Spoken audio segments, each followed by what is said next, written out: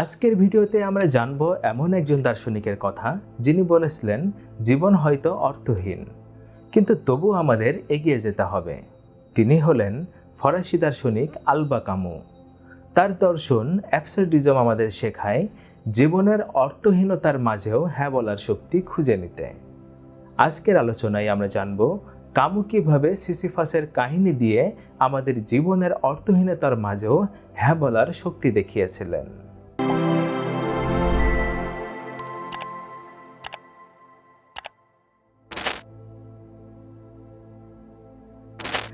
Alva কামু ছিলেন 20 শতকের একজন শক্তিশালী দার্শনিক ও লেখক। তিনি বিশ্বাস করতেন জীবন নিজেই অর্থহীন, কিন্তু আমরা যদি তা মেনে নিয়ে বেঁচে থাকি তাহলে সেটাই আমাদের শক্তি। কামুয়ের বিখ্যাত রচনা দ্য মিথ অফ সিসিফাসে তিনি এই দর্শনটি ব্যাখ্যা করেছেন। অ্যাবসার্ডিজম হলো মানুষের জীবনে অর্থ খুঁজে পাওয়ার চেষ্টা আর পৃথিবীর অমানবিক বাস্তবতার মধ্যে এক অমীমাংসিত দ্বন্দ্ব। কামু বলতেন, যখন আমরা জীবনের অর্থ খুঁজে পাই না তখনই অর্থহীনতা অনুভব করি, কিন্তু এই অনুভূতি আমাদের জীবনকে শেষ করে দেয় না, বরং নতুনভাবে বাঁচার শক্তি যোগায়। গ্রিক পুরাণে সিসিফাস ছিলেন একজন রাজা, যাকে শাস্তি হিসেবে একটি বিশাল পাথর পাহাড়ে তুলতে বলা হয়েছিল। কিন্তু পাথরটি পাহাড়ের শীর্ষে পৌঁছানোর আগেই নিচে পড়ে যেত এবং তাকে আবার শুরু করতে বলা হতো। এটি ছিল একটি চিরস্থায়ী অর্থহীন কাজ। কামু এই কাহিনীকে মানুষের জীবনের প্রতীক হিসেবে দেখেছেন। তিনি বলতেন, সিসিফাসের মতো আমাদের জীবনেও অনেক কাজ রয়েছে যা শেষ হয় না, কিন্তু তবুও এগিয়ে যেতে হয়।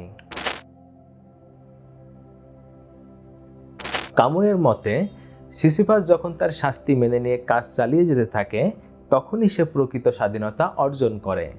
অর্থাৎ জীবনের অর্থহীনতা মেনে নিয়েই আমরা কেবল নিজের জীবনের মালিক হতে পারি। আমাদের জীবনে যখন হতাশা আসে, আত্মহত্যার চিন্তা আসে, তখন মনে রাখতে হবে এই অনুভূতিগুলো চিরস্থায়ী নয়। আমাদের চিন্তাভাবনা ও আমাদের কর্মই আমাদের জীবনকে অর্থবহ করে তোলে। কামুয়ের দর্শন বাস্তব জীবনেও আমরা প্রয়োগ করতে পারি। হতাশাকে মেনে নিতে হবে। জীবনে কখনো কখনো হতাশা আসবে, কিন্তু সেটা আমাদের জন্য চিরস্থায়ী নয়।